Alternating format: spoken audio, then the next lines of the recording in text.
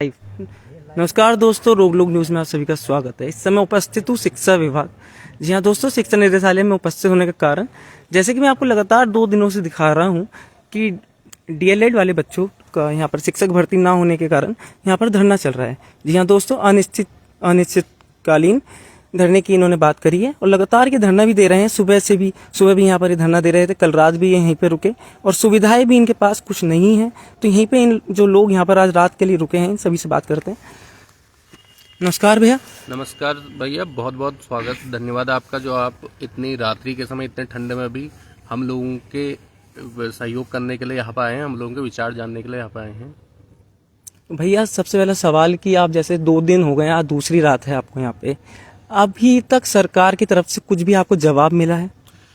भैया अभी तक सरकार की तरफ से हमारे पास कोई भी व्यक्ति किसी भी विषय में बात करने के लिए यहाँ पर नहीं आए हैं।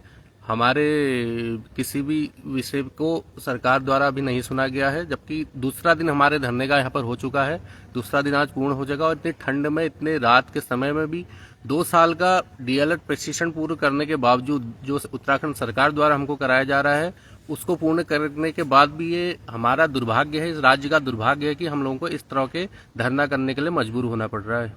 तो सर यहाँ पे कोई भी इस तरीके की आपको फैसिलिटी मिल पा रही है, क्या कहते हैं, जैसे कि बाथरूम की सुविधा होती है, या आपको अभी तक ऐसा कोई एलआईयू की तरफ से कोई भी ऐसी खबर मिली हो कि आपको कोई धरना स्थल पे जाना है? अभी तक इस प्रकार की कोई भी बात हमारे सामने नहीं आई है। हमारे पास कोई भी एलआईयू से संबंधित या कोई भी अन्य सुविधा के लिए कोई भी हमारे सुध लेने कहते हैं, सुध लेने अभी तक कोई नहीं आया है। तो यहाँ पर और भी लोग हैं हमारे साथ। नमस्कार भैया। नमस्कार भैया, क्या कहना चाहेंगे जो आपका अनिश्चितकालीन धरना चल रहा है? देखिए, ये हमारी मांग नहीं है, सिर्फ जनता की मांग है। आप जानते होंगे कि आप अखबार में पढ़ते हैं कि स्कूलों में टीचरों की कमी है जी। और स्कूलों में बच्चे कम हो रहे हैं। उसका मूल क्या है? उसका मूल ये है कि शिक्षक नहीं है, और शिक्षक सरकार के पास प्रशिक्षित युवा भी है और उनको ज़रूरत भी है। तो क्या कारण है कि स्कूलों में वो हमें अपना योगदान देने के लिए बाध्य नहीं हो रहे हैं। तो सर जैसे कि यहाँ पर अभी तक सुविधा की बात कर रहे हैं, यहाँ पर आप सभी लोग रुके हैं, तो सर खाने की व्यवस्था कैसे हो रही है? ठीक, खाने की व्यवस्था हमें खुद ही करनी पड़ती है। जी। हम आपसे सहयोग से जो भी हो पा रहा है, जितना भी बेसिक नीड्स 50-60 लोग की हम जो कर पा रहे हैं अभी, वही हम कर पा रहे हैं। कोई भी भैया आपको यहाँ पे लाइट की व्यवस्था, जैसे आपके पास ये रजाई देख रहा हूँ, ये रजाई की व्यवस्था कहाँ से आपने खुद ही करी है? ये सभी बच्चों के आपसे सहयोग से ही हो पा रहा है। अब देखो ये भी कितने दिन चल पाता है, क्योंकि धरना अनिश्चितकालीन है। जी। तो यही हम सरकार से कहेंगे कि जल्द से जल्द प्राथमिक शिक्षक भर्ती निकालें और देश को संवारें और उत्तराखंड को भी आगे बढ़ाएं। तो यहाँ पर जैसे और लोग भी हैं। भैया नमस्कार। भैया एक सवाल और कि जैसे कि आप यहाँ पर धरने पे बैठे हैं, तो सबकी फैमिली होती है कि आपकी फैमिली आपको ऐसा नहीं कह रही कि आप अपने घर आ जाइए, इस ठंड में आप बैठे हैं? कुछ तो आपके, क्योंकि परिवार की जो चिंता होती है वो चिंता अलग होती है। जी सर, कहते हैं घर वाले, रोज़ फ़ोन करते हैं, पूछते हैं कि कहाँ रह रहे हो, क्या रह रहे हो। तो कभी हमें झूठ भी बोलना पड़ता है, अभी टेंट में रुके हैं तो कहीं घर वाले और ज़्यादा कुछ परेशान ना हो जाए तो हमें कहना पड़ता है कि नहीं रुकने का है, सब कुछ है। जी, सब चल रहा है सर। तो शिक्षक भैया एक सवाल और कि शिक्षक भर्ती को लेके कि शिक्षक भर्ती क्यों नहीं हो पा रही है और आंदोलन लगातार क्यों हो रहे हैं उत्तराखंड में? शिक्षक भर्ती का जहां तक सवाल है, अंतिम बार जब प्राथमिक शिक्षक भर्ती उत्तराखंड में आई थी वो 2020 में आई थी। 2020 के बाद से अभी तक कोई भी प्राथमिक शिक्षक भर्ती उत्तराखंड में नहीं आई है।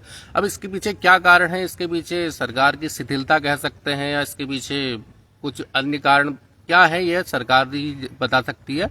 हमारी तो यही मांग है कि शिक्षकों की कमी उत्तराखंड के प्राथमिक स्कूल, राजकीय प्राथमिक स्कूल में अत्यंत गंभीर बनी हुई है। इसके विषय में समय समय पर जनता द्वारा भी और हमारे द्वारा भी सरकार को और उनके हमारे विभिन्न विभागों में ज्ञापन दिया गया, अपनी बात रखी गई। उसके बावजूद भी सरकार अभी तक इस विषय में शिथिलता बरत रही है। यह समझना बड़ा मुश्किल है कि सरकार की इसके पीछे क्या मंशा है। सर एक सवाल मेरा ये भी है कि आप यहाँ पे लगातार बैठे हैं, तो किस तरीके से इस धरने को आप आगे लेके जाएंगे यहाँ पर अभी तक? सर ये धरना अब एक अनिश्चितकालीन धरना है और हमारी खुद की मांगों है, जनता की मांग है, और बस अब जितना आपसी सहयोग हो सकता है चल रहा है। कब तक चल रहा है ये नहीं पता। जैसे कि मैं बताऊं आपको, जब हम घर से आए थे, मैं रुद्रपुर से आए हूँ, उधम सिंह नगर डाइट से हम सब लोग हैं।